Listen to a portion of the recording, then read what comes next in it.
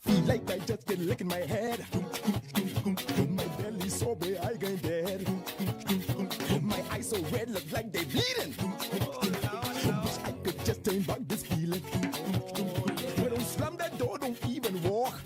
Get out the way. Be very quiet, shh, don't talk. As a matter of fact, just let me be. Get out the way. See, I wanna lay down and try to sleep. I gotta hang. Oh, yeah. I gotta hang. Oh, Lord. I gotta hang over.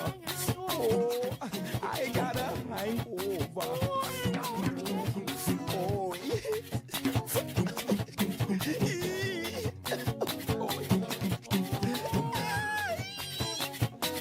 Yes, sir. Oh, Lord. Lord, take this feeling away from me. To drink again, I must be crazy. I took some pills, but they ain't working. Oh, how my belly been jerking. I turn my head up to the sky. I said, Lord, take me, I won't die. I wish I could go back in time and remove them dudes I had last night. Cause I gotta hang. Oh, I gotta hang. Oh, I gotta hang over. I gotta hang over. I don't know more. Sorry, I'm sorry. Oh, Lord. I was young. Oh, boy. These past few days been hell for me. Didn't know to wake, but boy, I sleep. Got one more day till we can come. And I'm contemplating hitting the clubs. The fellas say that we should meet Yeah, boy. to drink and talk about last week. What you say? Now I find myself with cup in hand. See, one cup, two cup, different brand. Cause I gotta hang. Oh, I gotta hang. Oh, I gotta hang over. Oh, the headache. I gotta hang over. I gotta hang. Oh, I gotta hang. Oh, I gotta hang over. I gotta hang over. I don't know more. Sorry, I'm sorry. Oh, Lord. I was young. Oh, boy. Listen, some Alka-Seltzer, Pepto-Bismol will surely get the problem solved. My head all in the toilet seat, and I bringing up everything I done eat. So children, please don't be like me, cause ain't nothing but drinking sweet. You'll get some beating in your head, and you'll wake up in a beer bed. Ow, I gotta hang. Oh, I gotta hang. Oh, I gotta hang over. I gotta hang over. Stop it, boy. Hang. Oh, I gotta hang. Oh, I gotta hang over. Oh, Lord, man, I gotta hang over. Oh, it's like, man. Oh, I gotta. I gotta hang over. I gotta hang over. Oh my head. I gotta over. I gotta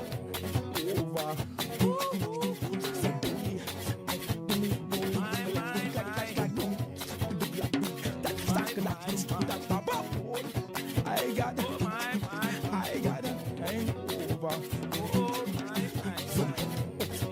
Oh, it hurt my mind. Don't be like me, man. Don't get the hangover. Don't get the hangover.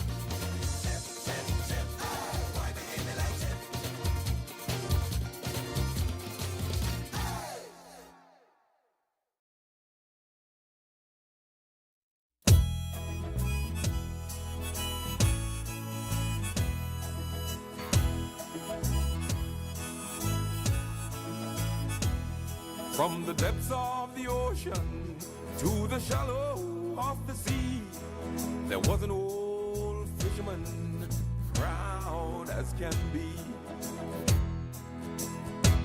He said, sit down a while, if you're not in a hurry, I'll tell you old stories and tales of the sea.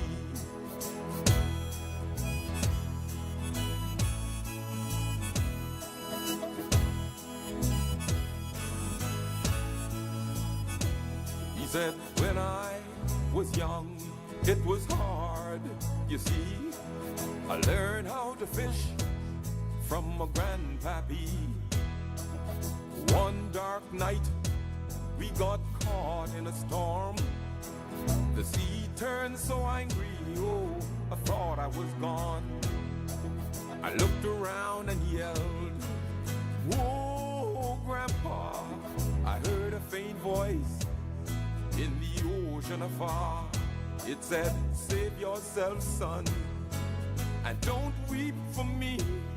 For tonight, I declare you're a fisherman of the sea.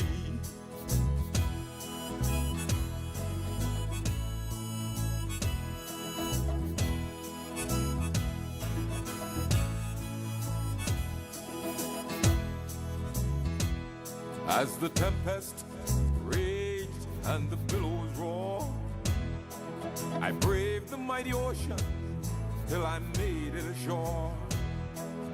Many times the sun rose and sat on me as I tried to make a living from the sea.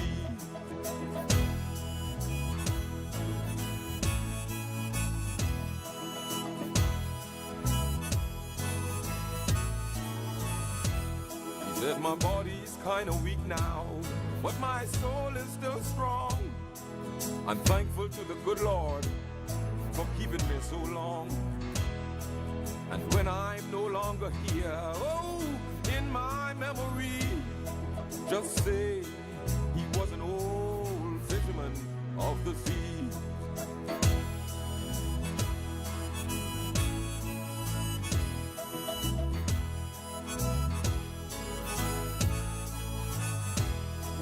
Old fishermen never die. They just drift away, way, way, way, way, way.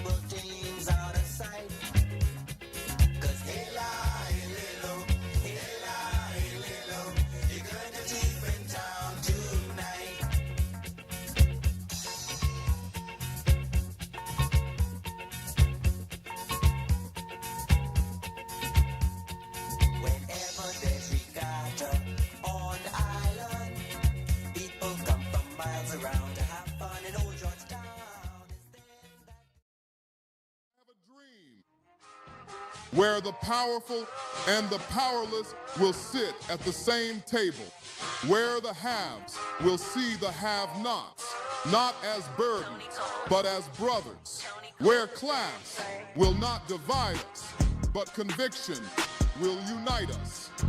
I have a dream that the oligarchs will remember we must all eat, that the brown-faced neo-colonialists will remember who they are and whose they are. I have a dream that fraternities will build beyond internal architecture into a national bond, that the walls of design will give way to the bridges of brotherhood, not a fraternity of symbol, but a brotherhood of substance. I have a dream that we remain focused, that we stay in our conviction and remain fearless, that we double down, fortified, to return this Bahamaland to the foundation.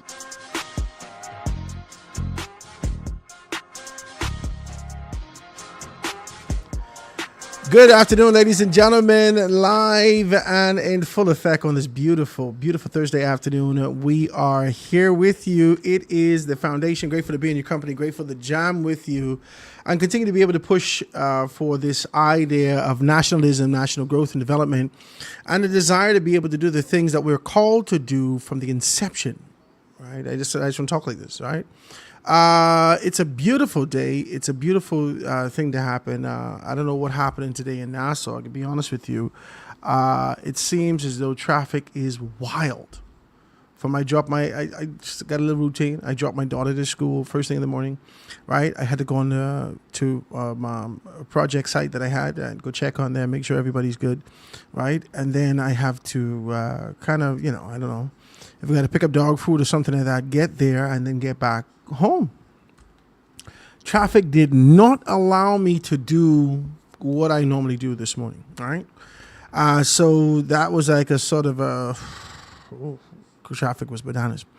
All right, guys. I want to be able to start over and start at the top with a what we've been doing for some time as it relates to.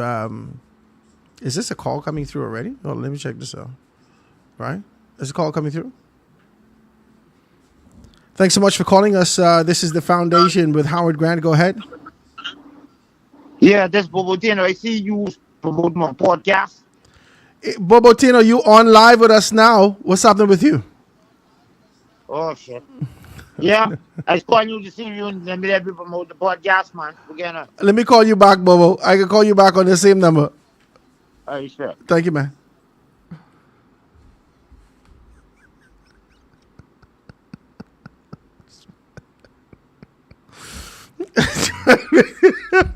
I gotta get another phone. That we can be able to do what we're doing out here, right? Okay. Yeah. So Bobo's out there. Well, we're talking about those particular things, right? But where were we? Bobo threw me right off. Where were we? We've been talking about the intro anyway. Yeah. So we got some things, and I want to be able to start again on Thursdays, right?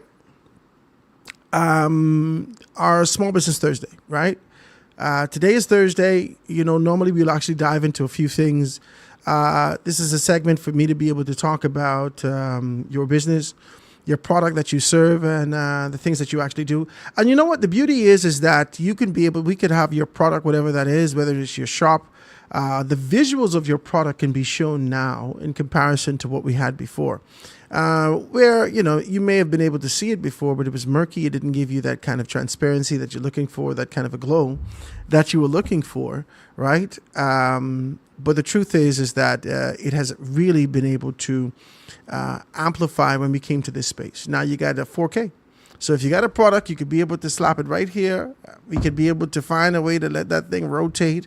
If you're selling shoes, if you're selling purse, if you're selling this, if you're selling that, whatever the case may be, we could create a space, put a camera on it directly, and be able to sell that thing for you as you come on, right? So we're going to give you good prices to come and talk about your business, to talk about your space, to talk about this, to talk about that. And so we want you to be able to be a part of those things and be able to make some things happen. Now, so if you're interested in that, do like Bobo Tino and give us a call directly. give us a call directly and let us know that you're interested in being able to do these things and make some things happen like that. So I look forward to hearing from you guys. Look forward to jamming with you as we continue to be able to make some things happen right here and really be able to jam with you consistently, right? Yeah, so Small Business Thursdays, we want to be able to start that up again. Now, a hell of a lot of things has happened, right? Oh, Thursday with Garden of Eden is Soup Thursday, right? So if you're interested, I don't know if you did okra. If you're listening to me, my brother Ephraim, let me know whether or not you did okra or you did pea soup, because he's sort of a variation between the two. So let me know if you did okra or pea soup. I didn't get a voice note from you today, but you could be able to tell me and go down there, guys, and check him out, right?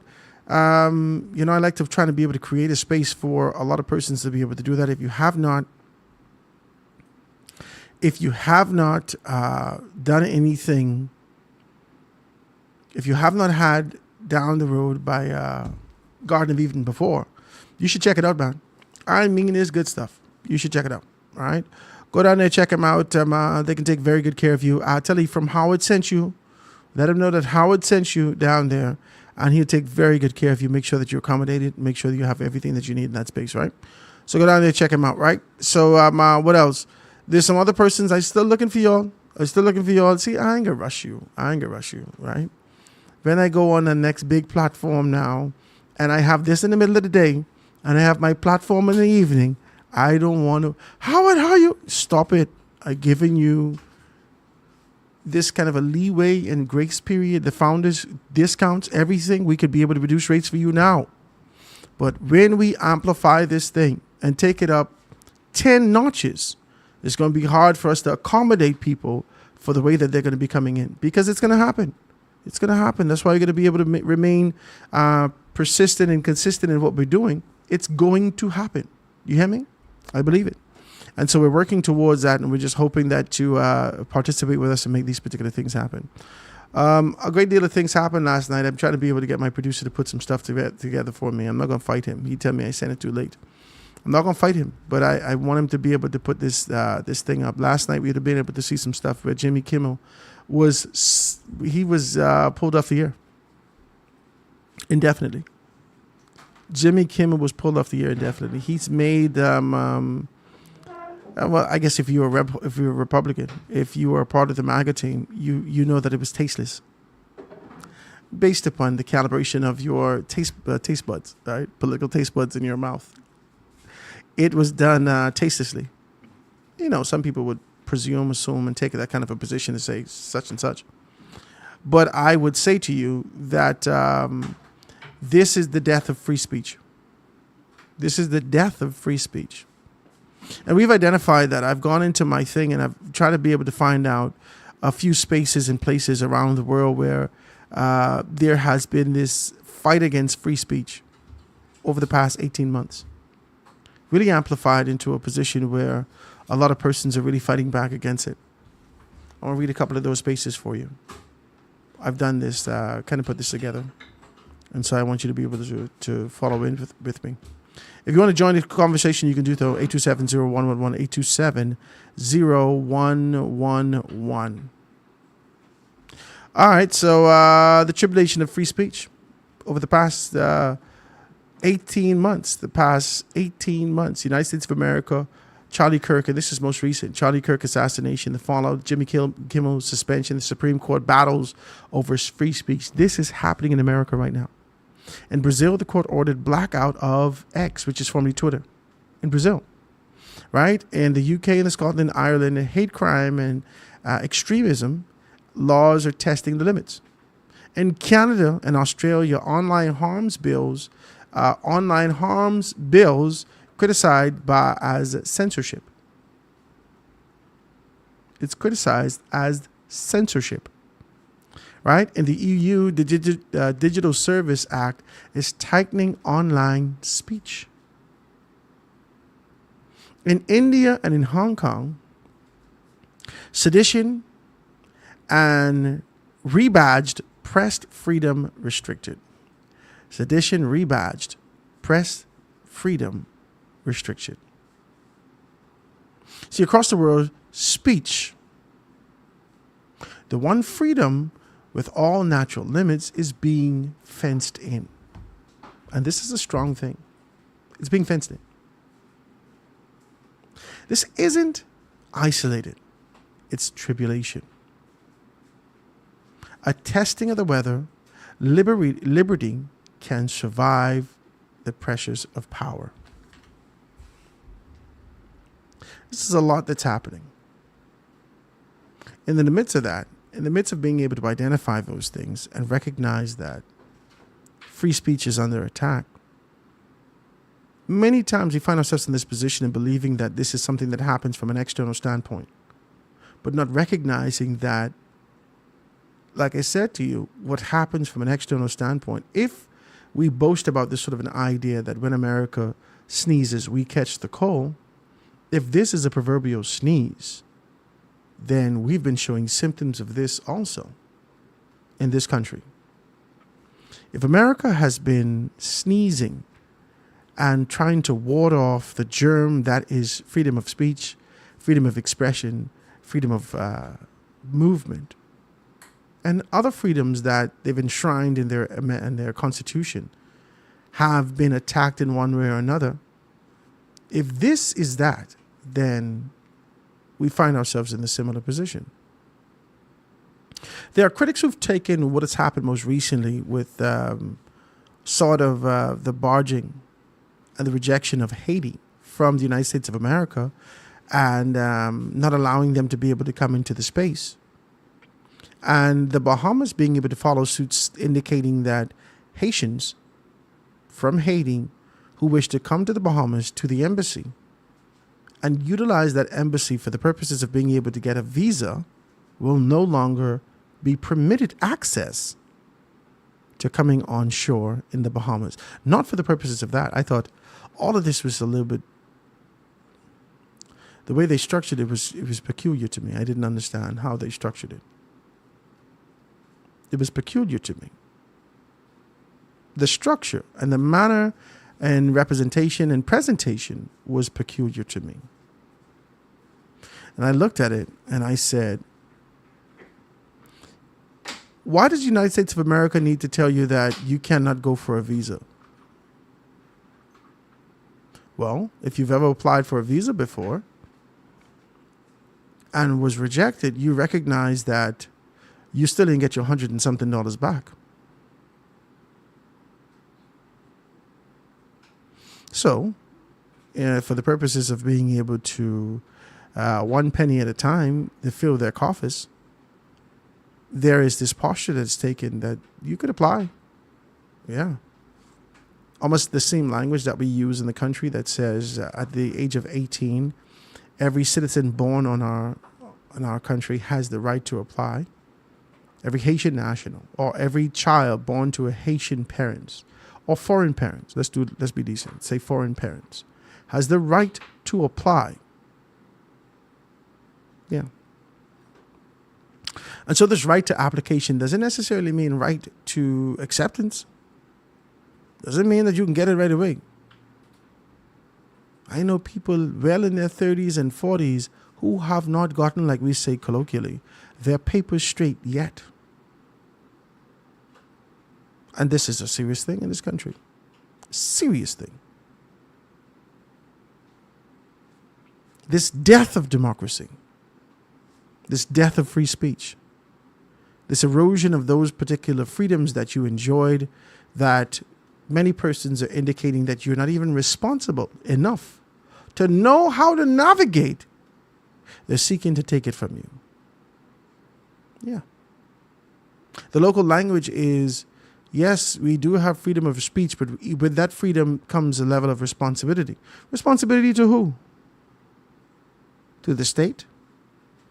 To the fear of what others will say? To the fact that I'm offending these particular persons? How I see it, there is a due course of action in the event that you say something contrary. Send the people a writ or summons. Send them a cease and desist. Take that kind of a posture with it and find yourself in this position if you feel violated by the fact that their free speech has infringed upon your position, your sovereign position as a citizen. Let's shoot straight. And so when we identify these things, we recognize that there are some major issues from a global standpoint, not just from a local standpoint, from a global standpoint. And we're going to have to find out as a people how we fix this. How do we do this? Does our country fall in line with the elements that we see from an external standpoint? Does our country fall in line with this kind of a position from a global standpoint that wishes to shuffle their people off into various bins? Shuffle them off into various fenced-in areas, like sheep, like cattle. Is there a desire, as we dive deeper and go deeper into the 21st, 22nd century, is there a desire to return to the days of old, where peasants are to be seen and not heard, and do your best not to be seen? Is this the revolution of life? Are we evolving to this devolved position? Are we moving relentlessly to a place that we feared, to the dark ages? I want to talk to you about it. I want to talk to you about this sort of an idea. And if you're not aware, I want you to be able to see this video from Charlie Kirk so you can be able to see exactly what's what. So as soon as he gets everything up and running, I'd like you to be able to do that.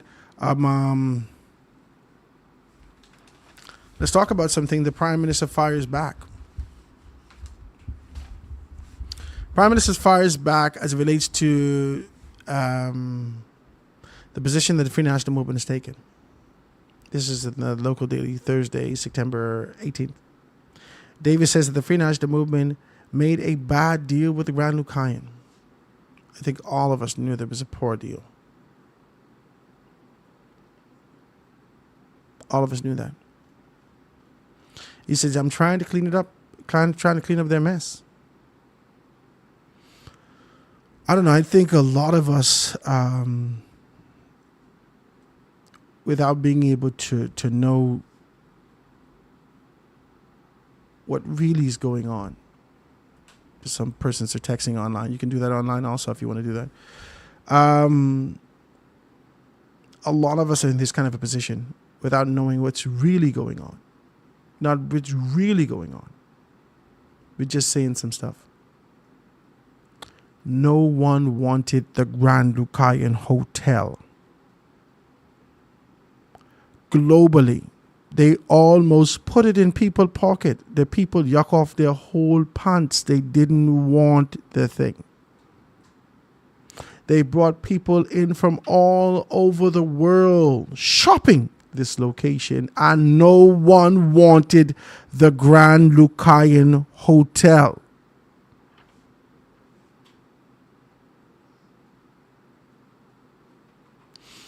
No one. Do you understand that? The hotel has endured beaten after beaten after beaten. For you to get this, see, y'all just, oh God, y'all don't never want to talk. Y'all just want, everybody want row and tell you, well, the PLP wrong. They said they could sell the thing. They could do all these things, and no one wanted the damn hotel. No one. Grand Bahama Island has more than one issue. Grand Bahama Island is enduring issue after issue. Now, we can look at Grand Bahama from an internal standpoint, and then we can look at it from an external standpoint. From an internal standpoint, you look at socioeconomics, meaning your money, and the ecosystem associated with how you can get your money, and all these things. So you look at it from a social, economic standpoint. Let's do it like that. Social, economic standpoint. Then you look at it from a religious standpoint, if you want to be able to go religion. Then you look at it from a leadership standpoint, right?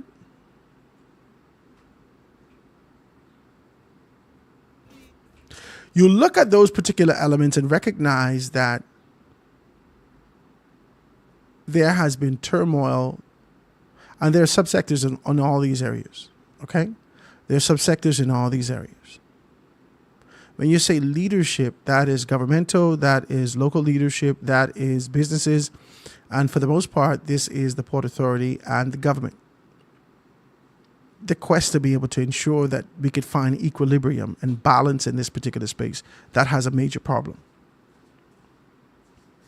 The issue with crime and the growing of crime and suicides and so forth and so on, you could say that's faith or religion in that particular area. They're not dealing with those particular things. With how persons are making money, this ties right back into leadership and how the society is doing, and it goes right back to what we stopped off with yesterday, the Maslow hierarchy of needs. But this is all from an internal standpoint. From an external standpoint, outside of that, central government, which is the government of the Bahamas, because for the most part, I know that Fred Mitchell doesn't necessarily want us to take on this kind of position that identify Grand Bahama and the Grand Bahama Port Authority as a quasi-government, but we have been calling it that from the early 90s, late 80s, or maybe even before that. That they've operated, for the most part, in the capacity of being able to run their own affairs. And no matter what the modification is now for this dispensation and this ruleship that's at the helm, it's already been solidified, sunk in to this concept that this is what it is. There's no two ways about it. This is what it is. The Grand Bahama Port Authority, in their particular capacity, it has fallen off tremendously. Their relationship, even prior to this administration, had been souring for years. It coagulated like curd cheese with Hans Babak and the former Prime Minister Hubert Ingram. Many would have called it, and the papers identified it as a pissing match, if you remember this. The relationship that existed in these particular spaces continued to be able to deteriorate over the years. It never stopped. It kept getting worse and worse and worse, especially with the death of St. George and Haywood. And as a result of that, they had to be able to recalibrate within the Port Authority and find their way. Now, leadership has its ways. Leadership has its sectors and subsectors. And for you to be able to look at any form of leadership and believe that I could do that without understanding that there are elements, there are rules to this. There is a way that they approach this particular thing to ensure that they could find themselves in the position for growth and development. Now, you don't take this into consideration. You just, man, anybody could do that. And not necessarily so. Because Sarah and Rupert have sat in that particular capacity. And even then, there was this sort of this quiet thread that ran out of the Port Authority that said that there was disunity or lack of harmony between the two leaderships. The twin towers that existed in this space. Now, when you look at this and you identify this and you start to talk about these things, you realize that there is a big issue. There's a larger issue that exists in this particular space. Now, nobody would talk about this, but there's a bigger issue that exists here. First and foremost, we could never get to external growth development and being able to attract people in unless we fix the spirit of Grand Bahama. And that begins with the head. Not just head government, head Port Authority, head leadership in the city of Grand Bahama. Everyone has to come on one page. You cannot sell something but people know it's garbage. Grand Bahama has the effect of garbage. It's peculiar how life works. It's very peculiar how life works. Grand Bahama is resembling or resembles the turmoil that exists internally within those government sectors and the disunity that exists within the community. It's just peculiar how life works. It's peculiar how, like the body, it's peculiar. You harbor unforgiveness, you harbor this discontent for people, this anger that you carry, then all of a sudden you produce something, your body produces a side effect of what you harboring. The intangible that you harbor, that you carry with you, this hatred that you have, this dislike that you have, you harbor that. And as a result of harboring the intangibles, you see a tangible representation of something that you carry in. Sometimes it's called cancer. Some illness your body actually produces as a result of something that you've been carrying. And that's what's happening in Grand Bahama. Grand Bahama is a representation of a visual representation at this particular point of disunity, disregard, disdain, hatred, disloyal, everything. And as a result of what they've harbored, the intangibles of what you held on to in Grand Bahama, it has produced a space that has been rejected the world over. Even Concord, who purchased the property in Grand Bahama, celebrated the idea of being able to, with everyone, that $827 million will be spent and this is going to be happening. We're going to do this, we're going to do that, and so forth and so on. And they make these kind of these bold claims of what they're going to do. And the government is excited and everyone's excited about these particular things. And then very quietly, later on, we hear representation coming out of the Concord group indicating that we won't show the money, essentially, until we know where the airport stands.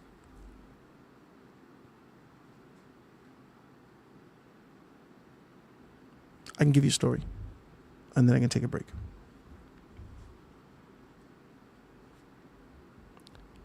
You would not believe the amount of things that I tried in my life. You can't believe it. Sitting right here in front of you.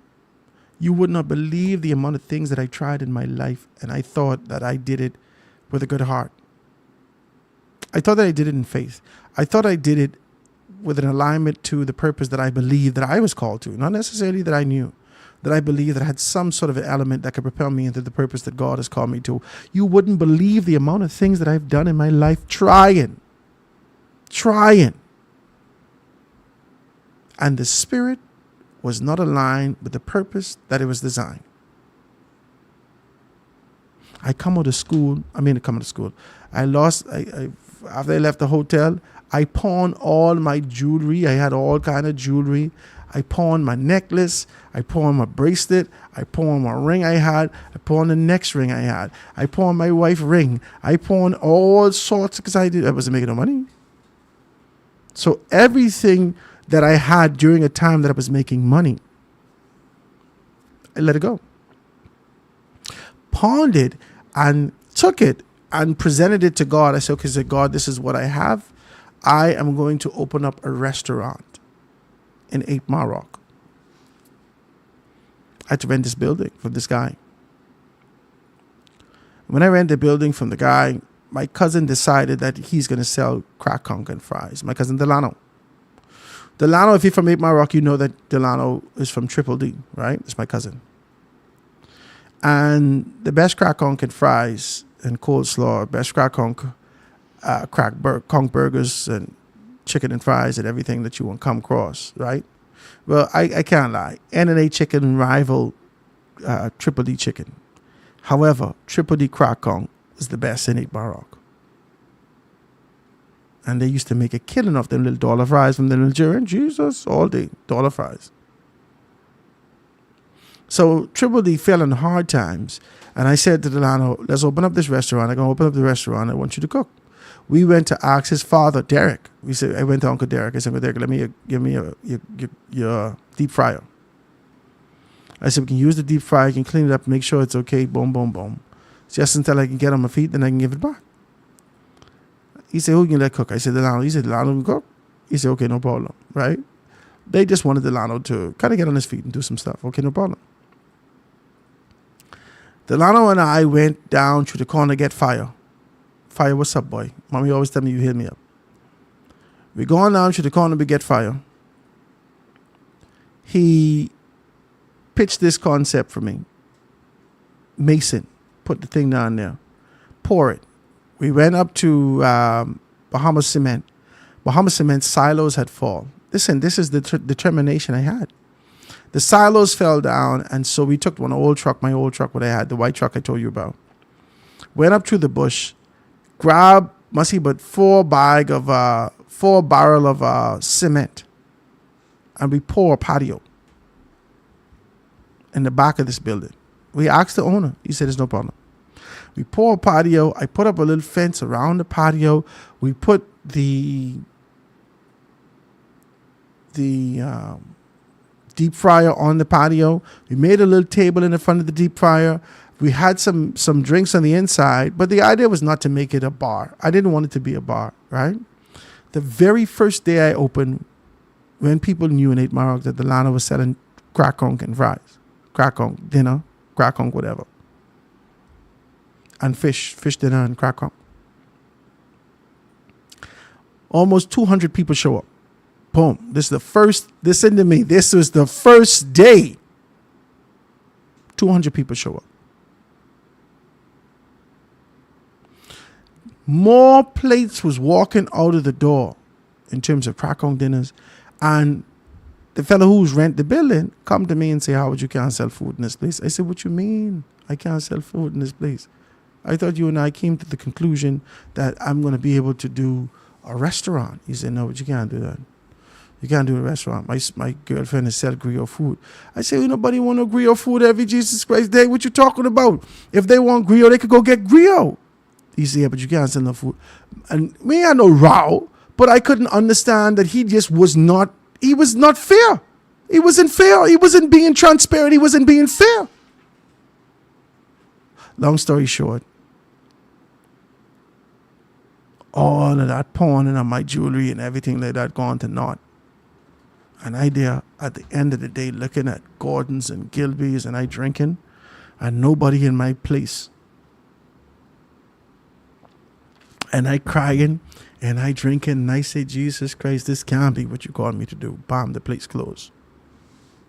I could give you 58 stories like this. Because the intention, the spirit wasn't right. It didn't line up with the purpose that it was designed for. So you could not see prosperity and growth. Grand Bahama is suffering the exact same thing.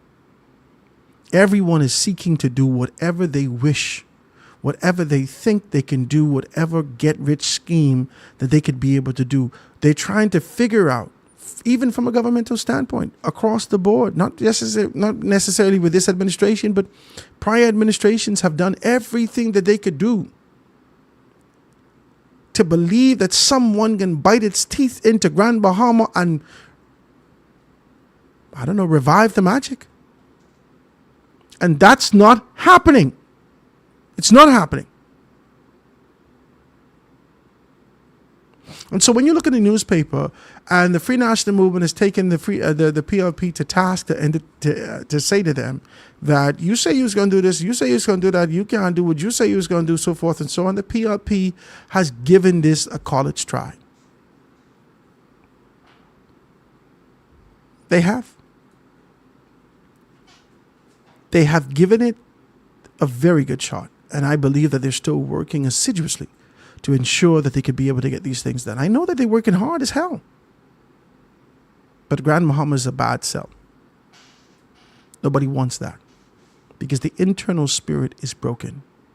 There's no cohesion, and people could feel the tense nature when you enter the room. You ever enter a room when people just finish rowing? You don't know what the hell they was talking about. You walk in this room, you say, hey, what's up, George? What's going on, baby? Everything good? Hey, what's up, Sarah? It's good to see you. Hey, what's up, Howard? Hold on, something going on in here. Some kind of...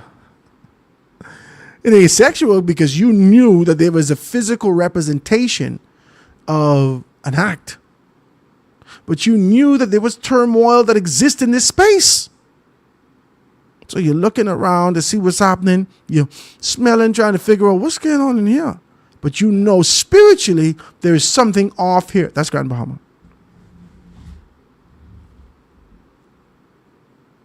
The school was having issues opening. And West Grand Bahama, Kingsley just opened that thing.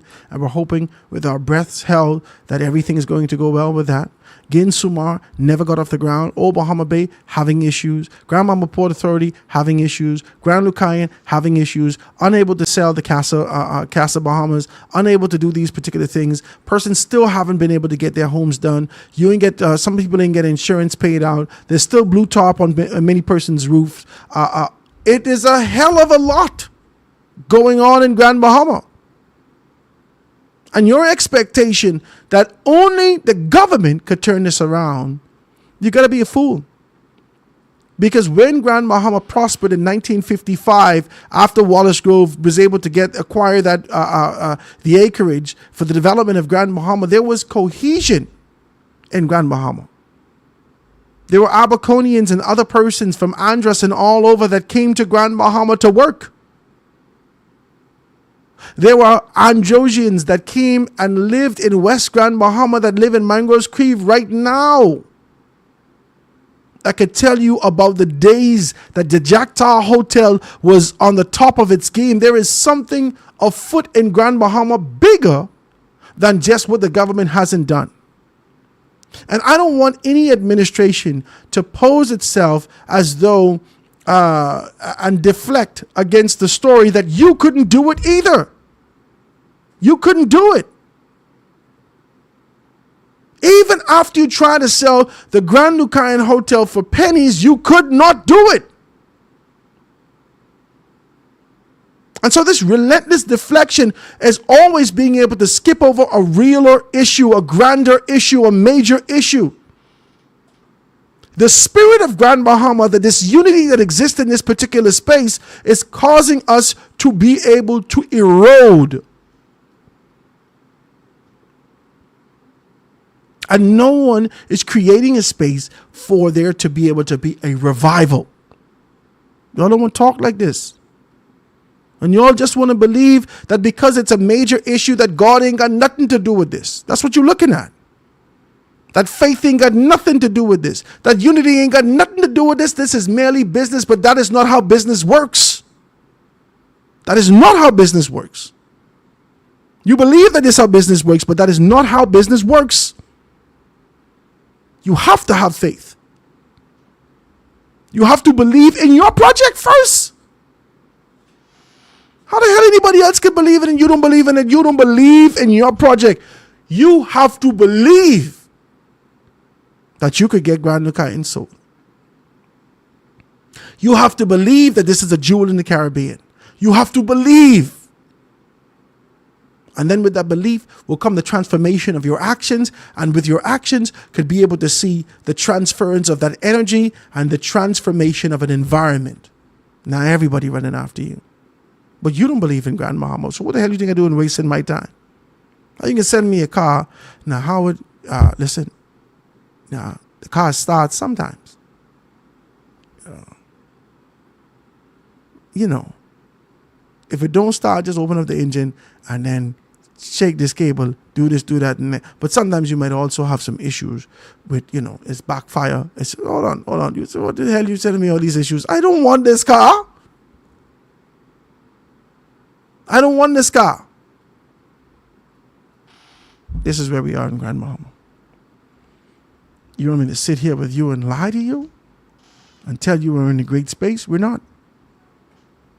But do you want me to be able to identify that the Free National Movement could have done better? That's a damn lie. That's a lie. One of the biggest ever told. Governor General, Deputy Prime Minister, Cabinet Minister, Cabinet Minister, Cabinet Minister. You had the deck stacked in Grand Bahama in terms of representation and strength in government, in governance.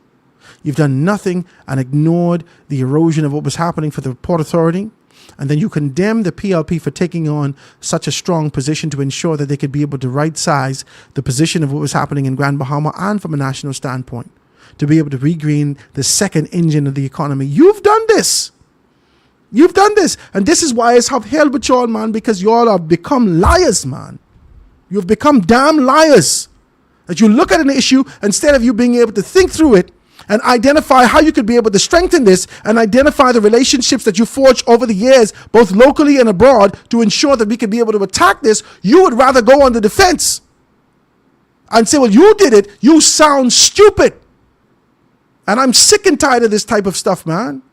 I'm tired of it. I'm tired of this level of governance or perceived governance. It cannot be relentless deflection and finger pointing. We are not children. This is not kindergarten. This is people's lives, man. And you sit here in this posture, already being able to divulge your leadership and your strength and the capacity and the trifecta of leadership in the F&M. You've given it away. And now you want to come here and talk, man. I'm tired of y'all, man. This y'all do not lead. I'm tired of y'all, man. You come here and you would rather sit on a position and say, well, the PLP said they could fix it. Well, they lied to us. Because you think we forgot how you was trying your guts out. You think we forgot? Or do you think that we forgot that this issue started all the way back in 2004? You think we would have forgotten? This issue started all the way back there with Francis and Jane. You think we would have forgotten? I don't know who you think you're talking to. We're here watching and we're waiting. We're going to talk about World Cleanup Day and being able to get into a couple of these things. When I get back and see if we can play a little taste of this Jimmy Kimmel stuff. I'm going to take this quick commercial break, guys, and we're going to be right back after this.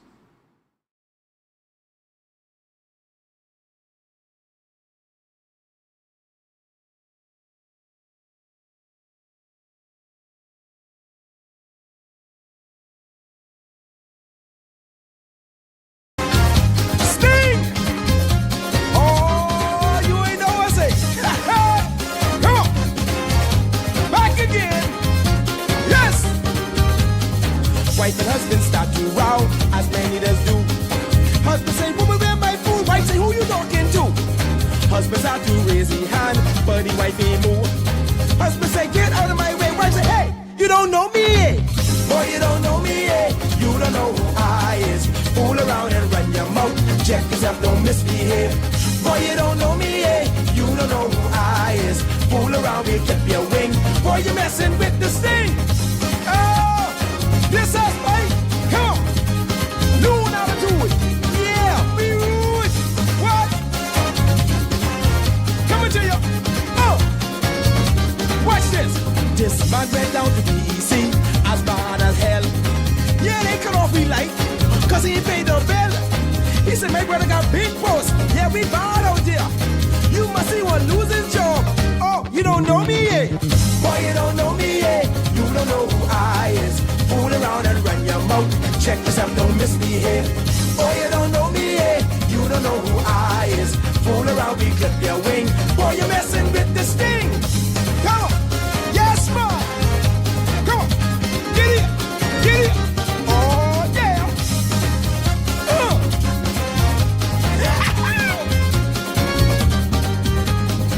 Women walk into a store, you know they like to shop.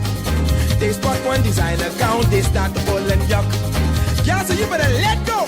Better walk away. Don't make me go crazy up in here. Yeah, you don't know me, eh? Oh, you don't know me, eh? You don't know who I is. Fool around and run your mouth. Check yourself, don't misbehave. Oh, you don't know me, eh? You don't know who I is. Fool around, we clip your wing. Boy, you messing with this thing. Look here, don't be mad at us, you know. Hey, but you ain't know who he is, eh? You best to know. Head man, let's go, man. Listen, the boys them at the bar, they say it the most. But when they wipe come around, you swear they see ghosts. As soon as she drive away, the first thing they say, see, I just run my house, my boy. Oh, you don't know me yet. Boy, you don't know me yet. You don't know who I is. Fool around and run your mouth. Check yourself, don't misbehave. Boy, you don't know me yet. You don't know who I is. Fool around, we clip your wing. Boy, you're messing with this thing. Boy, you don't know me yet. You don't know who I is. Fool around and run your mouth.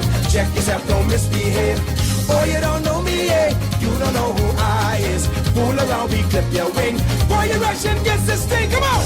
Oh, let's go. That's it, that's it. Come on. Yes, man. Go, go. Come on, let's go. Watch this. Boy, you don't know me, eh? You don't know who I is. Fool around and run your mouth. Check yourself, don't misbehave. Boy, you don't know me, eh? You don't know who I is. Fool around, we clip your wing. Boy, this a behaving thing. Boy, you don't know me, eh? You don't know who I is. Fool around and run your mouth. Check yourself, don't misbehave. Boy, you don't know me, eh? You don't know who I is. Fool around, we clip your wing. Boy, you're messing with this thing. Boy, you don't know me, eh? You don't know who I is. Fool around and run your mouth. Check yourself, don't misbehave. Boy, you don't know me, eh? You don't know who I is. Fool around, we clip your wing. Boy, you're rushing against this thing. Boy, you don't know me, eh? You don't know who I is. Fool around and run your mouth. Check yourself, don't misbehave. Come on. Boy, you don't know me, eh? You don't know who I is. Fool around, we clip your wing. Boy, you're messing with this thing. Oh! Boy, you don't know me, eh? You don't know who I is. Fool around and run your mouth. Check yourself, don't misbehave. No! Boy, you don't know me, eh? You don't know who I is. Fool around, we clip your wing. Boy, you're rushing against this thing. Take me home, take me home now. Take me home, take me home now. Take me home, take me home now. Take me home, take me home, take me home now. Take me home, take me home now. Take me home, take me home now. Take me home. I remember way back then when life was so at ease. All we did was have fun in the cool summer breeze. Those golden sunsets, sweet lullaby, distant drums echoing the night, fills the moonlight sky. Now I'm so far away in a strange, strange land with millions of faces, language I don't understand. Sweet, sweet old memories of friends and family. I wanna go back to those beautiful islands. I wanna be free. So take me home. Please take me home now. Take me back to those beautiful islands that I call home. So take me home. Please take me home now. I wanna go back to where my heart belongs. So take me home. Every time I think about those beautiful islands, I think about those white sandy beaches, emerald waters. Oh, Take me home. now I've been all around the world, seen so many places, I made a lot of acquaintances. from all different races, but still alone inside. Thoughts of home I can't hide. So please take me back to those islands, my beautiful Bahama land. So take me home. Take me home now. Take me back to those beautiful islands that I call home. Take me home. Please take me home now. I wanna go back to where my heart belongs. So take me home. I miss the people. Oh gosh, just see their smiling faces. To go island hopping, from island to island, Bimini, Eleutheric, Zuma, Andros, Nassau, Long Island. Take me home. Please take me home now. I wanna go back to where my heart belongs. So take me home. Take me home now. Please take me home now. Take me back to those beautiful islands that I call home. So take me home. Please take me home now. I wanna go back to where my heart belongs. So take me home. Take me home. Please take me home now. Take me back to those beautiful islands that I call home. So take me home. Please take me home.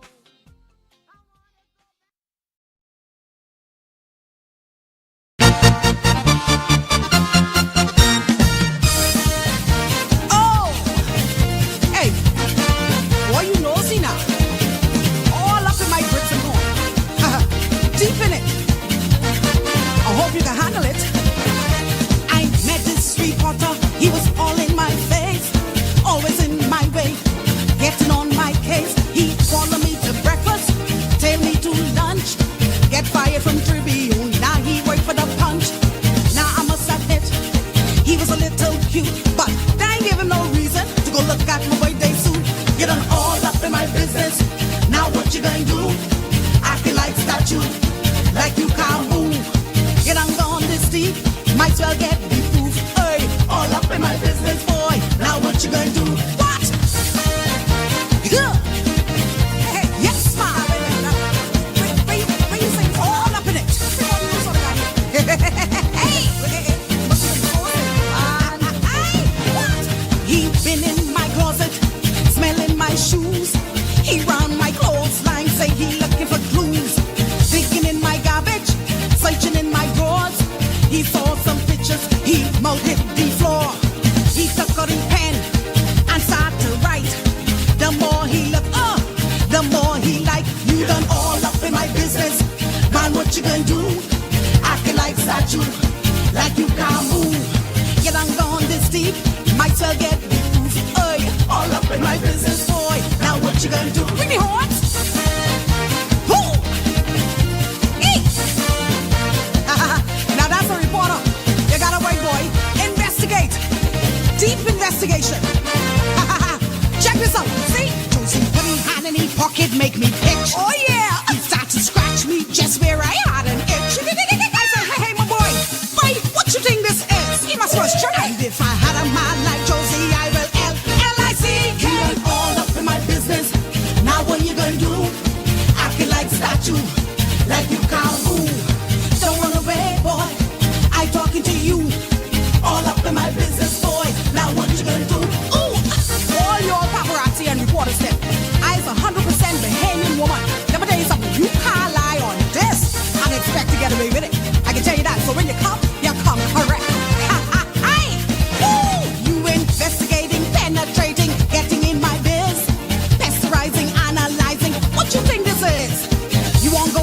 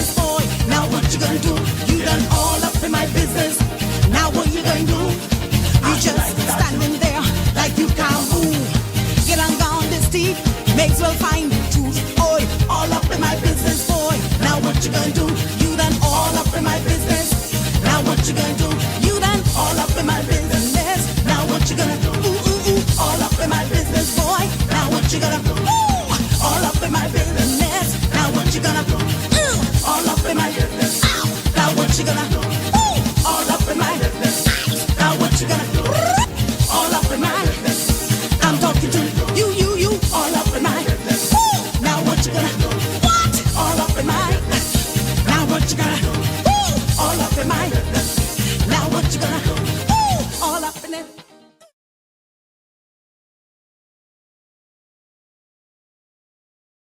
Akra, Boranchiman, Konkigano, Akra, Akra, Boranchiman, Konkigano, yes! Woo! Yes, man!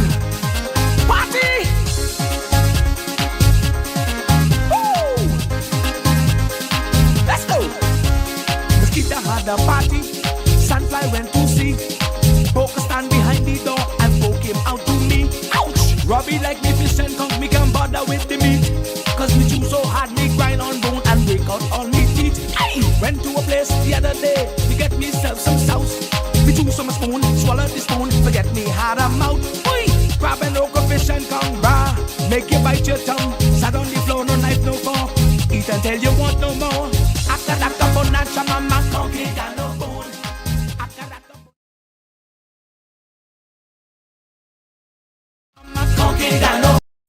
We hit some new lows over the weekend with the MAGA gang desperately trying to characterize this kid who murdered Charlie Kirk as anything other than one of them and doing everything they can to score political points from it. In between the finger pointing, there was grieving. On Friday, the White House flew the flags at half staff, which got some criticism. But on a human level, you can see how hard the president is taking this. My condolences on the loss of your friend Charlie Kirk. May I ask, sir, personally, how are you holding up over the last day and a half, sir? I think very good. And by the way, right there, you see all the trucks?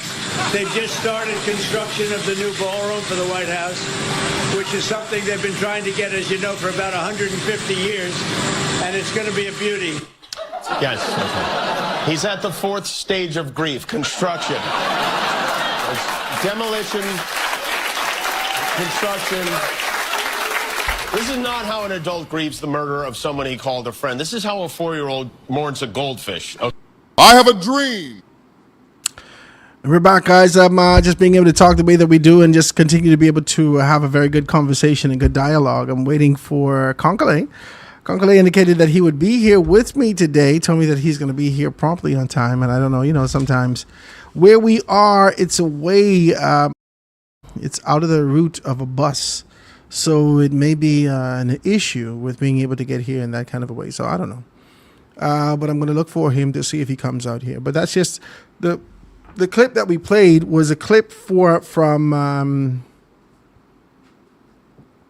Jimmy Kimmel's last show. All right. So Jimmy Kimmel was pulled off air, and it's not only me. It's who else was pulled most recently? Said that they're going to be able to renew. I think it was Seth. Well, let me tell him. You see my gray truck. Okay, he's here. You hear it? Every time I go, there's a someone's at the door. I watch too much things with Blue's Clues, right? Come inside, Konkole. All right. So we could be able to jam like this and be able to talk like this, but you could see that democracy is under fire. Democracy is under fire. They're going to find themselves in this kind of a position where they erode even the freedoms that they indicated that we had and seek to be able to institute their own ideas of what should be done. We got to do something about this. And if you're going to fall in line with what's happening from the United States of America standpoint, then you should just give up now. Just roll over and play dead. But you're going to have to fight back. Yeah, I don't think I'm special. These fellas fired me because they didn't like what I said. And not what you said was wrong, They just don't agree with it. Nothing that you said was wrong. I don't think anything that he said. Everybody understands the satire. Everybody understands the comedic relief and sometimes the dark humor that existed within these talk shows, late night talk shows in the United States of America. That is, it's been sort of the rave. That's being able to teeter at the edge of a great deal that's been happening for a long time. And as a result of that, now they're fighting against you. Right? So I got my guy right here, and he's going to be able to come on with me and talk online. Come on, Conclay, come right in and sit down. Come on this side, walk around on this side. Go on this side and be able to sit down and just be able to do these things. Guys, today is World Health Day. I'm sorry, World Cleanup Day. And Conclay is here to be able to talk to us about it. Conclay, I appreciate it, my brother. I appreciate you showing up and being able to do the things that you bring a shade for me. You bring a shirt for me. Ladies and gentlemen, I got a little shirt. I bring a World Cleanup Day shirt for you. I like that, man, Conclay. Appreciate you. I get man. one for your wife and your kids in the car. Really? Everybody get something? Yeah, man. You know, I got a 15 shirt in this. No, I got no 15 shirt. World Cleanup Day, guys. Conclay brought a shirt for me, right? Conclay like my shirt a little tight, so I could be able to look sexy. You ain't need no small shirt. Say good afternoon to people out there. Good afternoon, everybody. Put your headphones on. All right, Conclay, I appreciate you, my brother. World Cleanup Day. World Cleanup Day. World Cleanup Day. Tell us about World Cleanup Day, Conclay. Tell us about how many years you've been doing this and how you've been kind of rocking to make sure that everything was taken care of. I wanted to kind of bring you in today as a reintroduction of what we're doing on Small Business Thursday. But this is something this is your first time sitting with me. So talk to me about it. World Cleanup Day is brought here by 4 Bahamians. Me, Dion, Bentley, and Cheryl. Mm-hmm.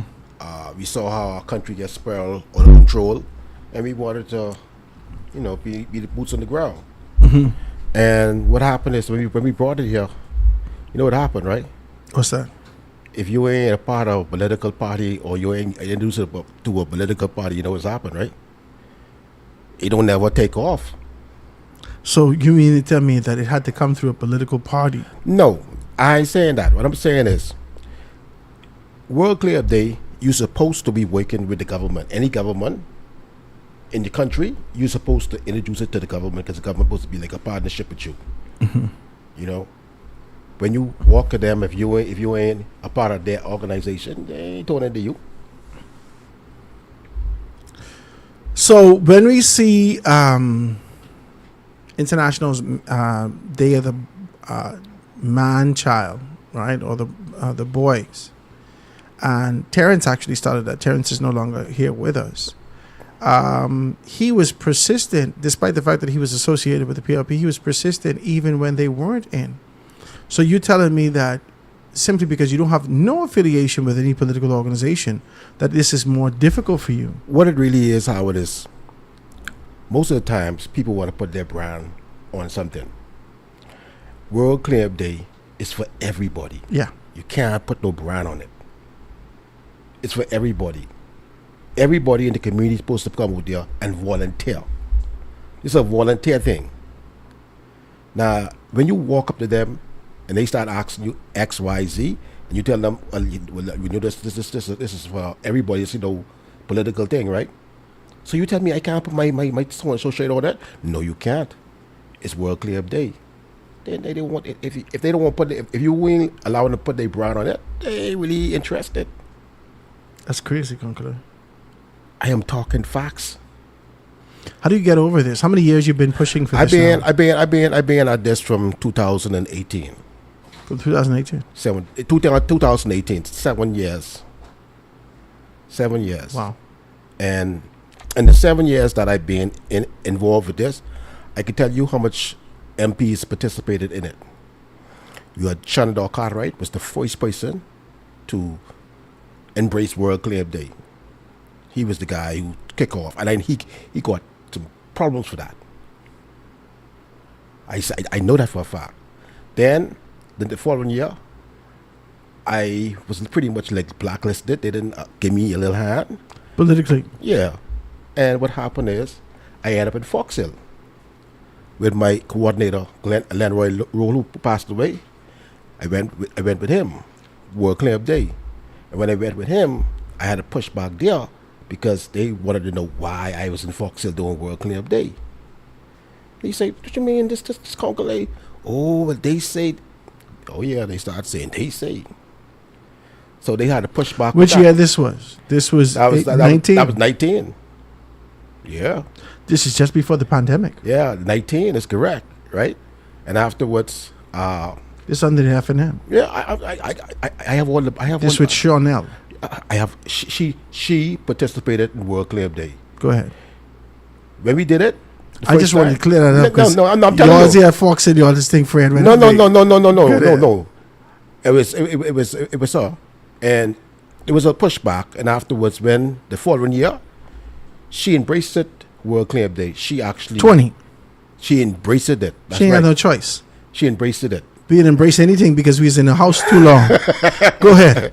So she had the shirts, pink shirts without Shawnee. She didn't put. She know it couldn't be political, so she put Shawnee, and she embraced it. It was good. It was good. You had Shannon Cartwright. You had. How was 21? Because 21, you would have been able to celebrate World Cleanup Day. It was 2 days after the election, and that was a hell of a lot of cleaning up to do. Talk to me.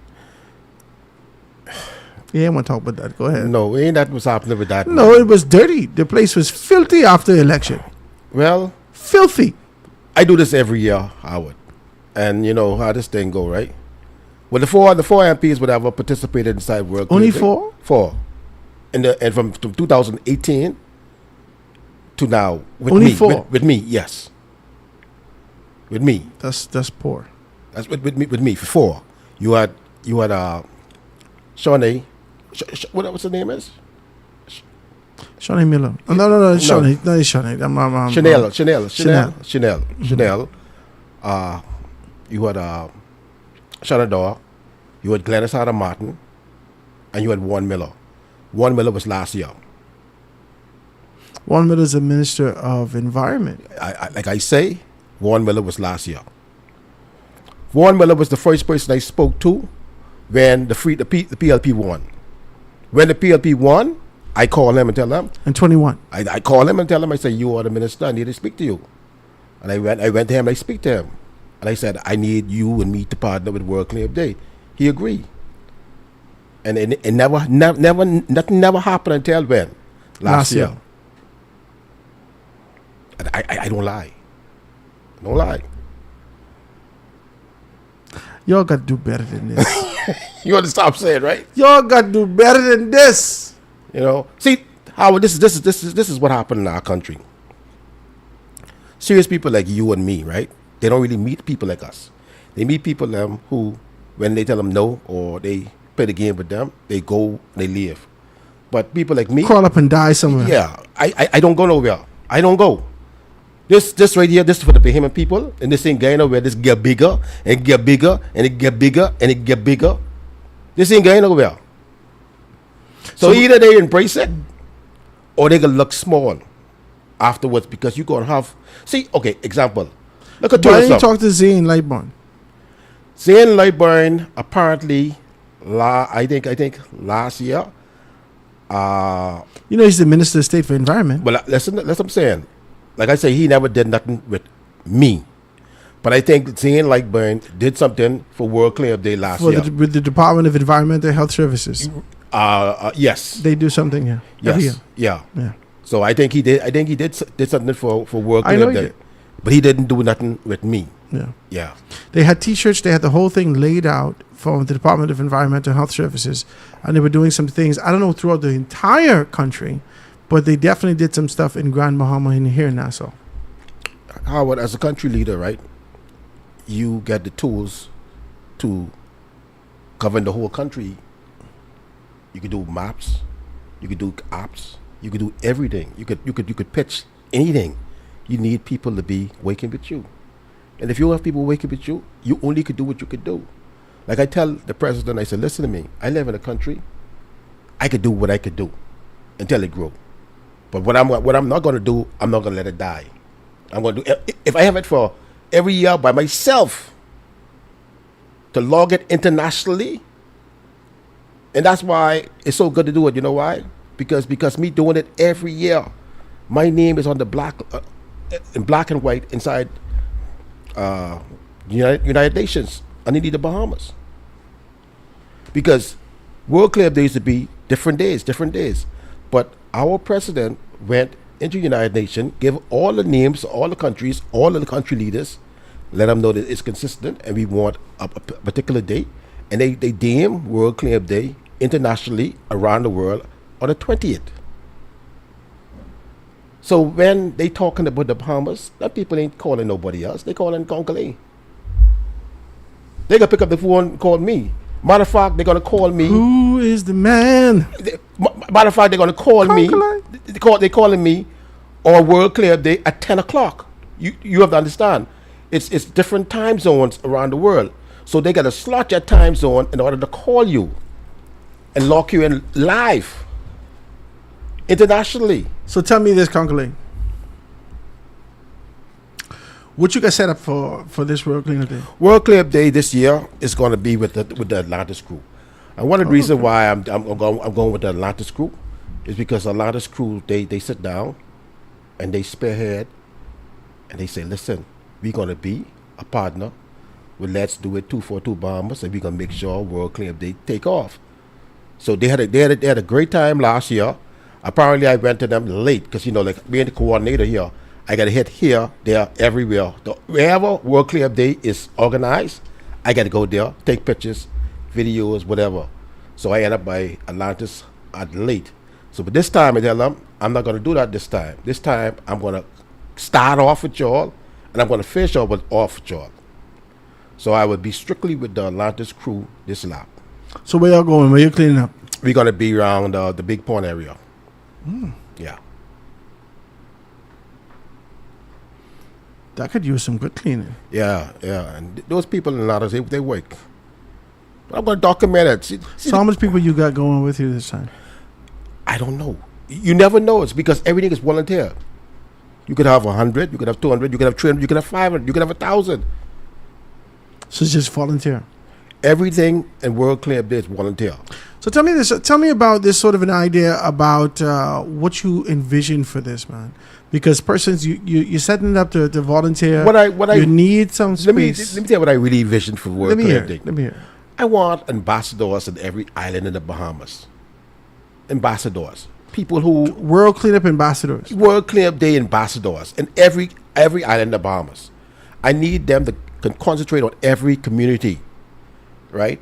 Schools, churches, community groups, everybody come together and pitch in and say, listen, we go work this thing together.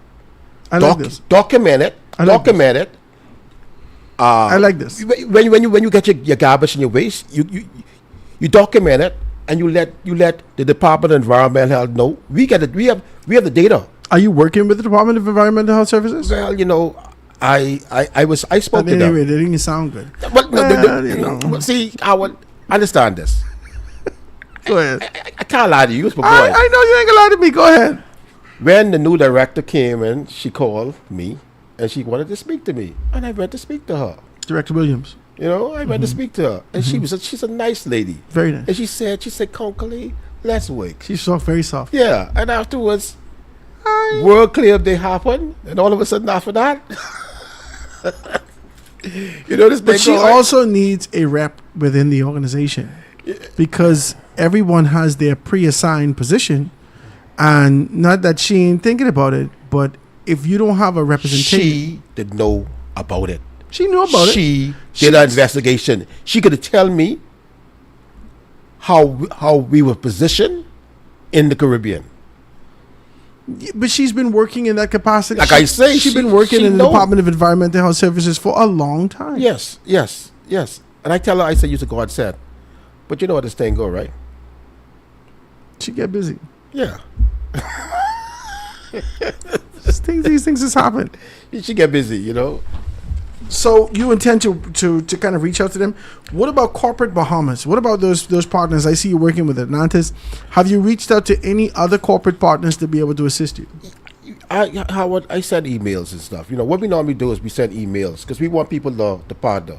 You can't force nobody to do something they don't want to do. So if you send emails, reach out to people, and if they get you back, and some of them ain't even respond. Yeah, well, if they don't respond back, you understand what time it is. You just keep on going.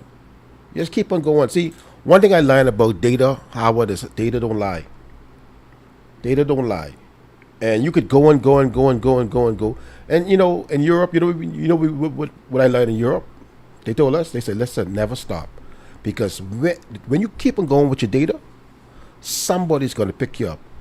when you see any celebrity and you see somebody big pick you up, then everybody want to be a part of you. That's the truth. I'm telling you that they told us that in Europe. They said, listen, That's the truth. don't you never stop. Keep on going. The door is going to open up. Somebody is going to say, I'm working with you. And when that person says, I'm working with you, that person is going to bring a fleet of people with you, with them. They ask me for celebrities. Isn't you can't talk to no local artists because they look at you like,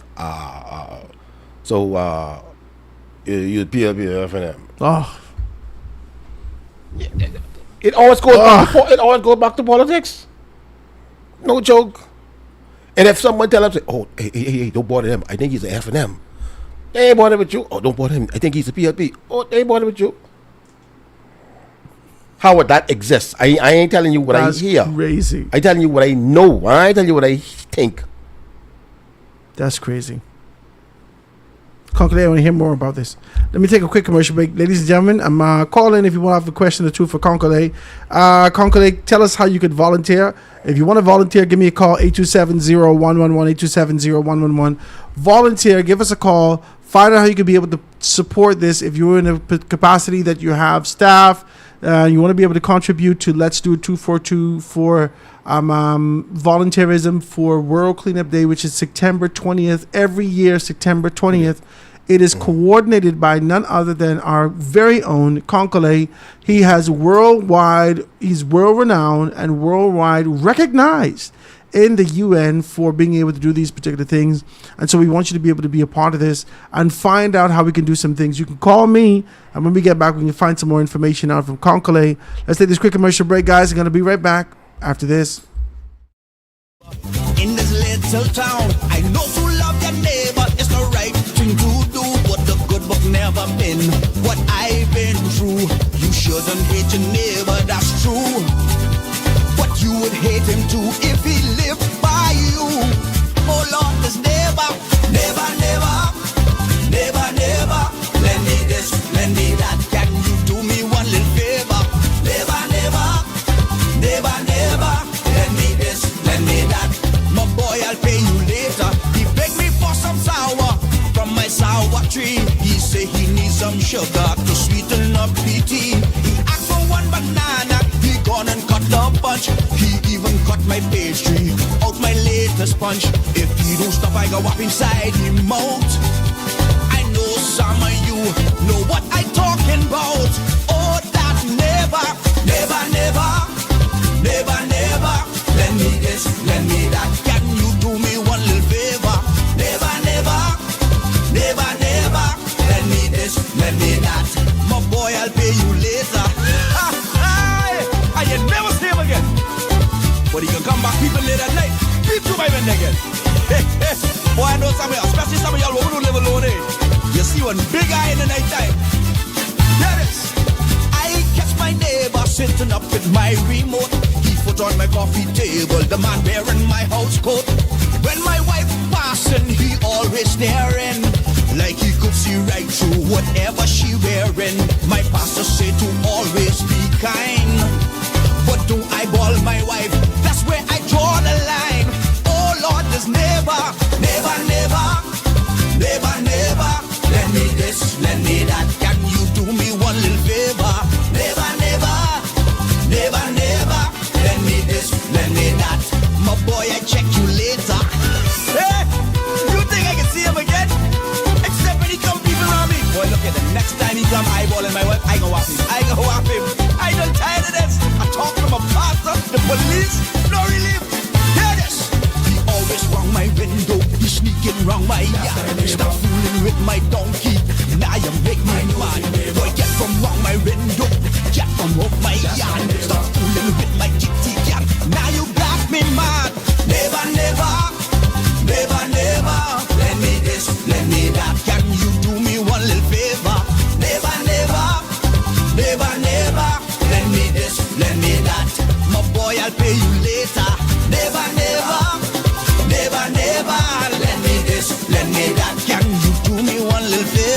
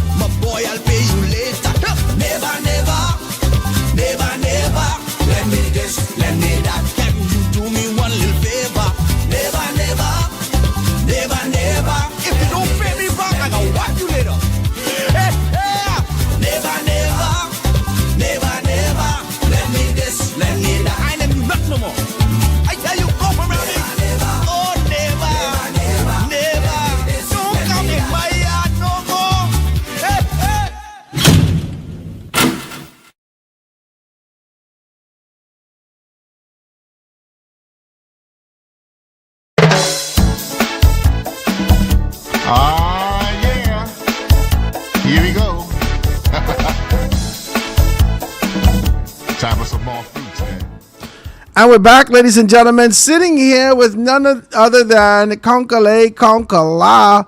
Konkole is here with us telling us about September 20th, World Cleanup Day, an opportunity for all of us to be able to get out there, get our hands dirty, and get our streets clean. I think it's important for us to be able to identify that and really be able to bring revival in our community. Ain't nothing like a beautiful aesthetic. I keep telling you this story about the fact that I remember when I was you ever get those bad grades one year in school? Like you get a bad grade in school and you promise God, you say, Jesus, oh God, I can't believe it. Next year I can do better, right?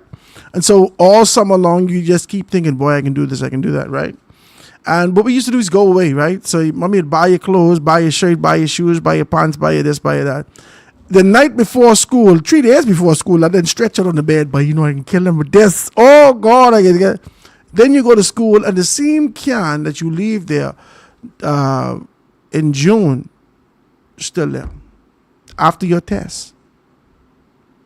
The grass up to your waist and the environment sometimes can discourage you from being able to move forward.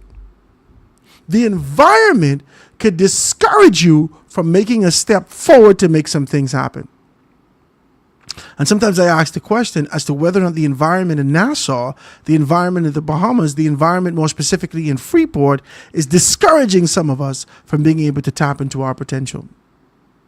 I believe World Cleanup Day can be able to help us resolve and be able to alleviate ourselves a great deal of these issues. Konkole, talk to me about it.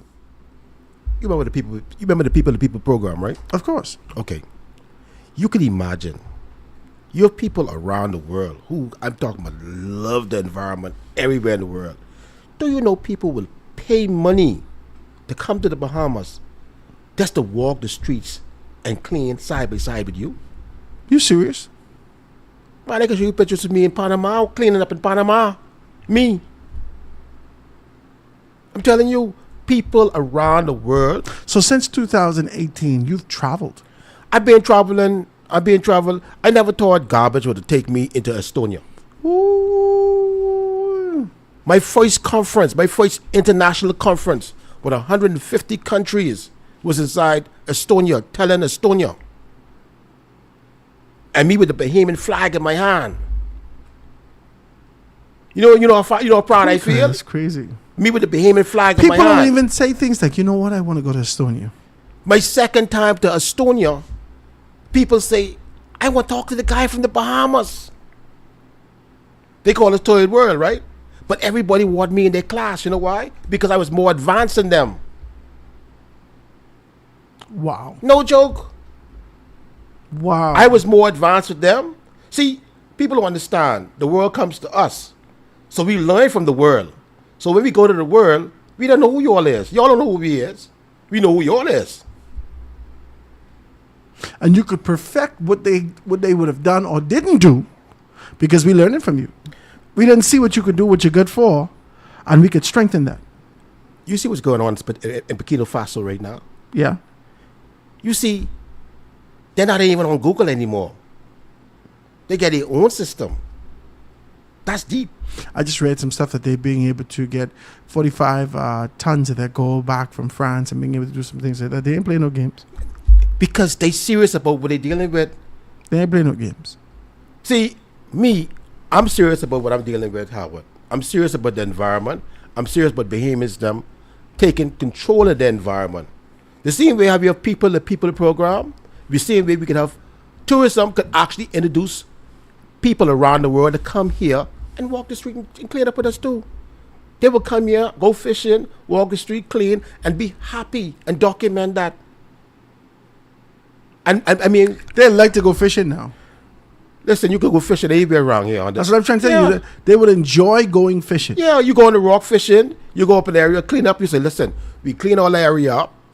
Then later on this evening, we could bait up there, around there and we could do some fishing. Yeah, you bring a couple of things to mind when you said that.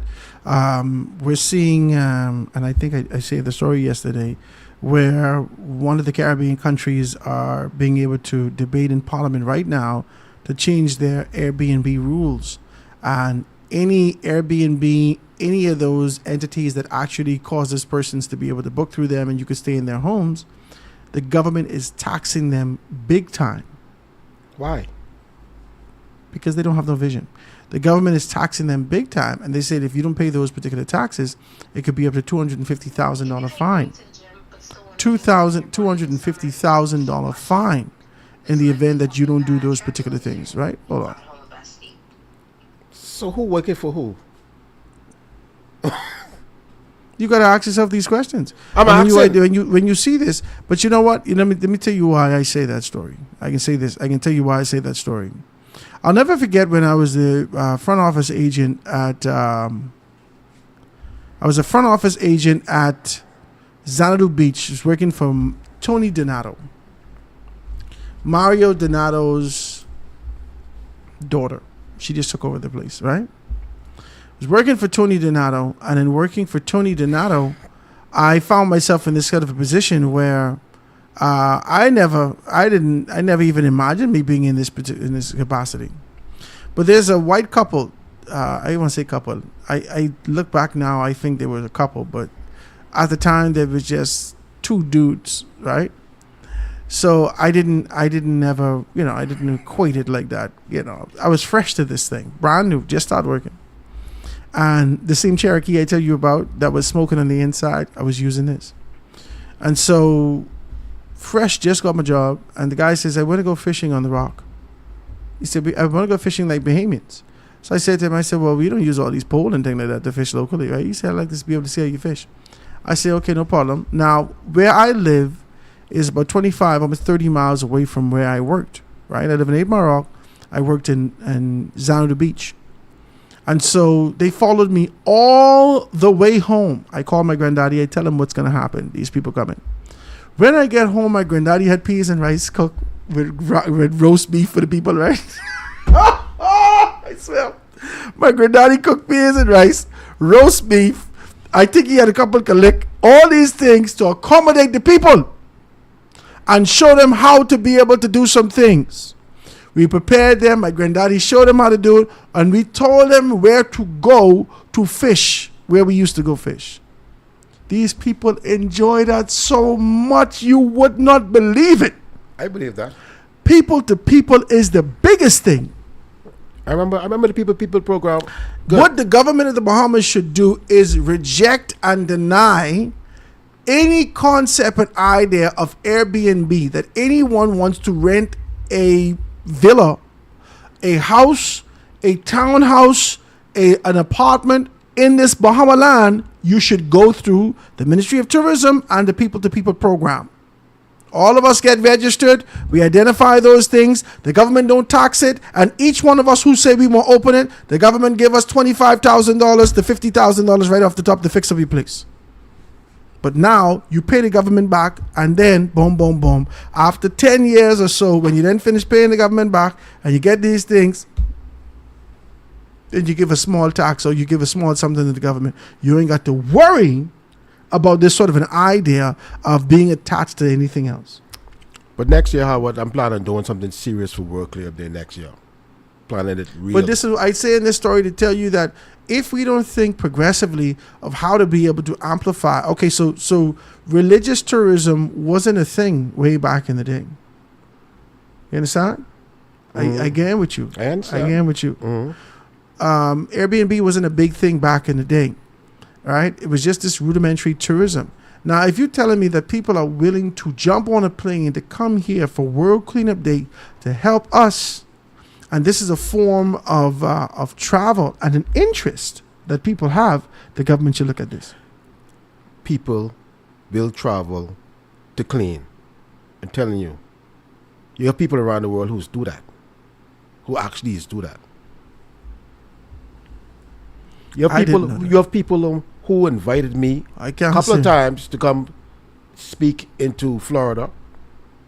Really? I'm serious. A couple of times people have invited me from the Bahamas to come to Florida to speak because I'm the country leader for the Bahamas. That's crazy. I'm serious. I am dead serious. Do you know how much people I have met since I got involved with World Cleanup Day? I can imagine. It's serious. Estonia. See, you have to understand something. The Bahamas is underneath Latin America. So all the Latin America countries, I am inside the Latin America region. So when they segregate us, they say, okay, Latin America, and then you have Central America. That's how they have us labeled. That's crazy. That's crazy. And all the leaders them are so powerful, right? We are like brothers and sisters. One of the leaders from Colombia got married, and he said, his wife said, I always want to go to the Bahamas. He said, I got a buddy in Bahamas. He's a leader. You serious? I said, yeah, I can call him. It's Concole. He called me, say, Concole, I got married. My wife want to come to the Bahamas. I said, whenever you want to come to the Bahamas, come. I'm going to take care of you. He said, you serious? I said, yeah. He said, we're going to take a cruise over there. I'm going to come. I said, you come. I'll take the day off. I'm going to take care of you. You do that? I said, trust me. He said, he come in, and guess what? He documented from there straight to the Bahamas. I picked him up, and I took him around and make sure he had a good time. I took him to meet Lenroy, my friend who passed away. Man, we had a good time. I took him around and made sure he had a good time. His wife said, I don't believe. And guess what? Take him to Atlantis too, you know. I said, you ever been to Atlantis? So you give him an authentic Bahamian What you experience. Mean? What you mean? You don't give him that generic No. hotel resort experience. No, I give him a Concole experience, man. Oh, it's Concole experience. A real Concole experience. Okay, I like that. Take him to Atlantis. You had a good time in Atlantis. I say, I'm going to take the next half of the island, and I'm going to take you back. When you take him the next part, I say, you try conch? He say, no. I say, man, eat some crack conch, man. You eat some crack conch. Get some crack conch. I say, you try to collect? What's that? I say, our local bear. He said, no. Man, give him a couple of collects. You say, man, Concole, oh, man. Man, they had a good time. I like that. Yeah. I like this story. I like this story. I get the pictures and the videos. I like this story. I get the pictures and the video to prove it. I like this story. I like this story. I get people all the way around Latin America wants to have a conference in the Bahamas. They want to have a conference in the Bahamas. I spoke to Warren Miller about the conference for the Bahamas also. He told me, Concole, let's have a conference here. It's okay. When I contact my people, they say, listen, the Minister of Environment say, okay, we got to work on that. You know what happened after that, right? Well, he still got another year. Well, guess what? He's saying he ain't running no more. So he still got one more year to be able to go out with a bang. And so this conference would be a bang. And then you could set it up to be an annual thing. World Cleanup Day is an annual thing. That's what I'm trying to tell you. You could set this conference to be an annual thing. To let persons come down and have a conversation about world cleanup annually. How would I be talking to Warren about a lot of stuff? One-on-one, we sit down, we talk. I'm not picking the phone calling anymore. Wow. See, one thing I normally do, right? If I sit down and talk to you as a man, we shake hands, I'd finish. If I got to call you and call you and call you. That's the principle that you live by. Listen. Well, let me listen with me, Howard Grant. Ice man. Real man. I don't play games. When you see me shake your hand on something, I tell you that's gospel. And I'm talking about anybody who know me for the past 40, 50 years, I tell you, that's who I am. Wow. Anybody, any of my schoolmates, anyone who know me, know how I go from that time. Once I shake your hand and say that is that, and if you walk on that, I don't pick up the phone and call you no more. Wow. I don't care who you is. I ain't pick up the phone and call you no more. You know why? Because you don't tell me we gonna do this. And if you don't do it, I ain't asking you to do it no more. You might have a reason why you ain't want to do it. Concole. I'm done. I can't fight you for that. I'm just saying. Wow. One thing I can tell you, Ice MAN. You got a lot of guys around here, you know, MAN, you know. There's BOYs. BOYs is the ones who talk and afterwards talk and say, yeah man, we can do that. And when you walk off, well, you know, I ain't dealing with you no more. That's boy action, man. Men don't do that. Real men don't do that, man. Well, our society is lathered with boys then. Because a lot of fellas out here who claim or who present as men, just do that. Mr. Grant, anybody who know me, They present themselves like there's man. They set it up in such a manner to make you feel like I's man. But when it boil down to it, Concolay, No, well, if me and you sit down and talk, that's it, man. Now something happened, I have to come back and say, how would this happen? How would this happen? This going down. That's why this happened. You know what I mean? But I ain't gonna have you hanging. You know, there's when you talk to somebody, shake their hand, and all of a sudden you don't hear from them no more. So what you supposed to do? Call them again and again and again and again? That's games. That's children games. Real man don't play them kind of game. I don't do that kind of thing. If I tell a friend of mine, I say, listen, I come into Africa. You say, Uncle, you coming? Yeah. When you coming? I coming next year. You better believe I go in Africa.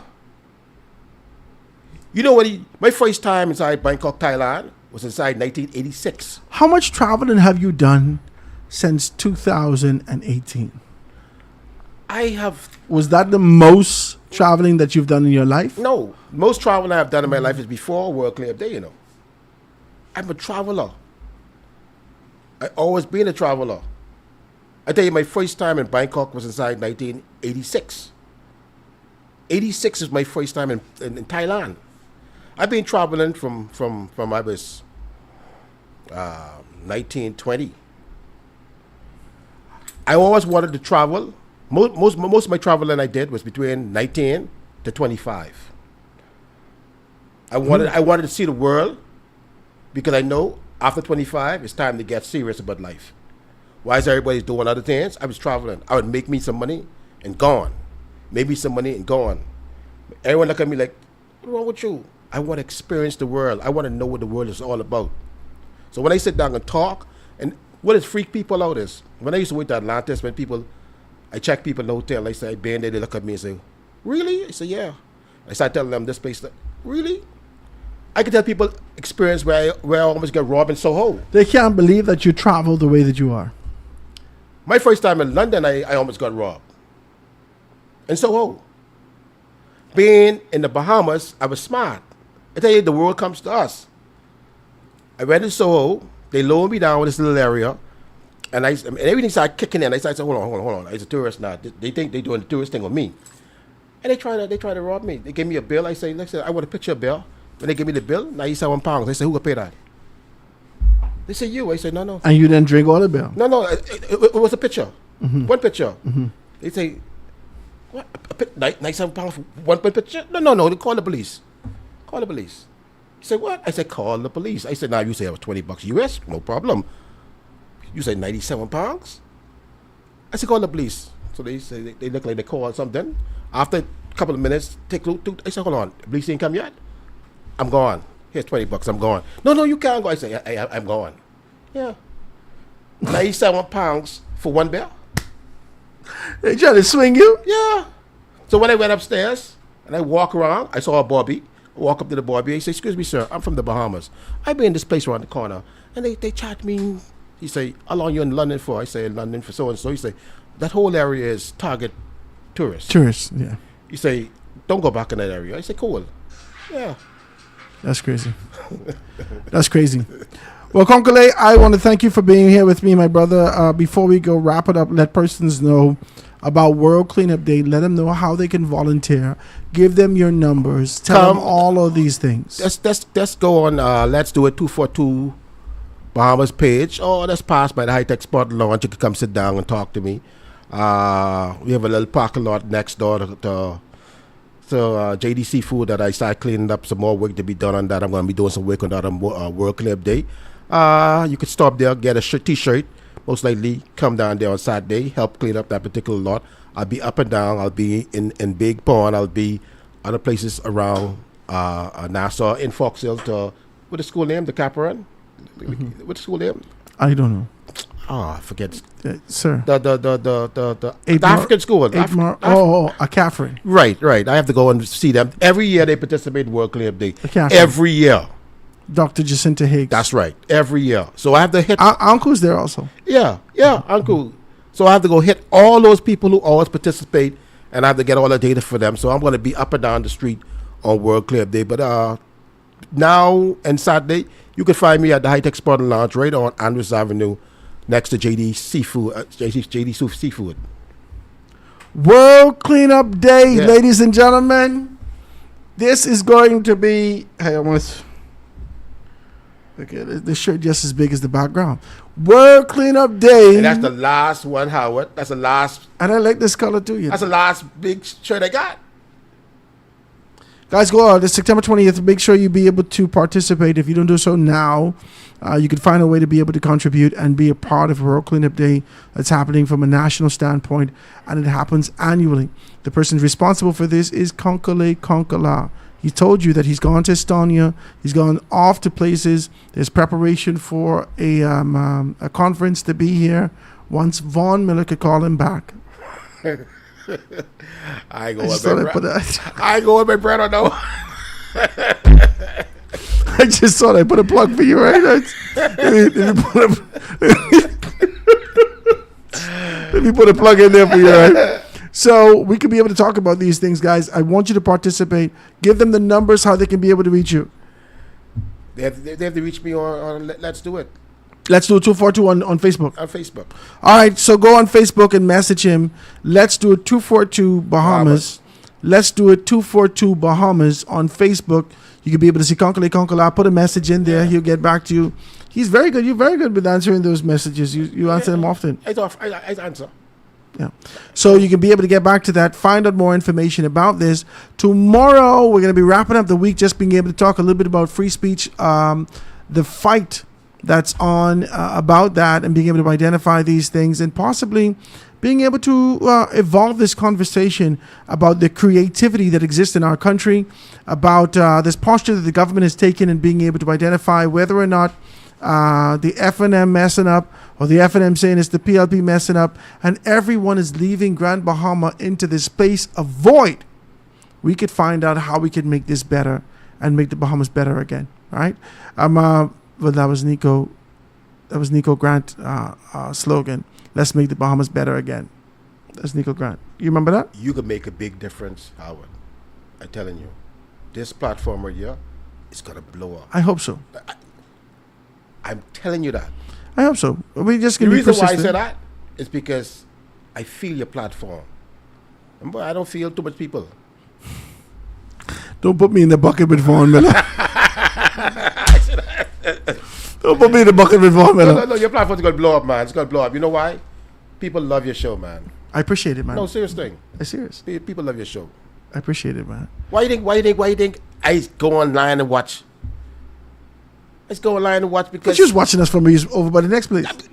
I wasn't watching them. I was watching you. You move, right? Yeah. So you think I still there? Praise God. Well, Ladies come and on, gentlemen.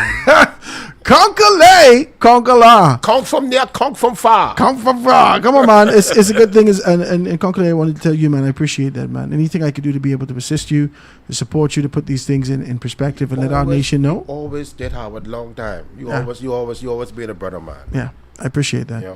All right, guys. So that's the show today. I want to be able to see us tomorrow. We're wrapping up the weekend, and be careful out there, man. If your tires ball and things like that, the road is wet in some places, so be careful. Traffic was crazy for the past 2 days. I don't know why. I thought the police was on the. I don't know why y'all decided to creep on the road 2 miles an hour.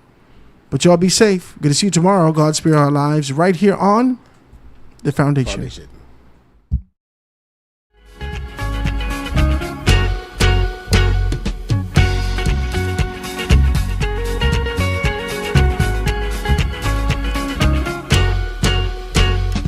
I have a dream where the powerful and the powerless will sit at the same table, where the haves will see the have-nots, not as burdens, but as brothers, where class will not divide us, but conviction will unite us.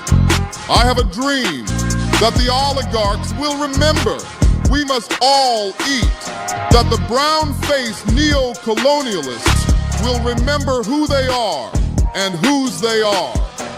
I have a dream that fraternities will build beyond internal architecture into a national bond, that the walls of design will give way to the bridges of brotherhood, not a fraternity of symbol, but a brotherhood of substance. I have a dream that we remain focused, that we stay in our conviction and remain fearless, that we double down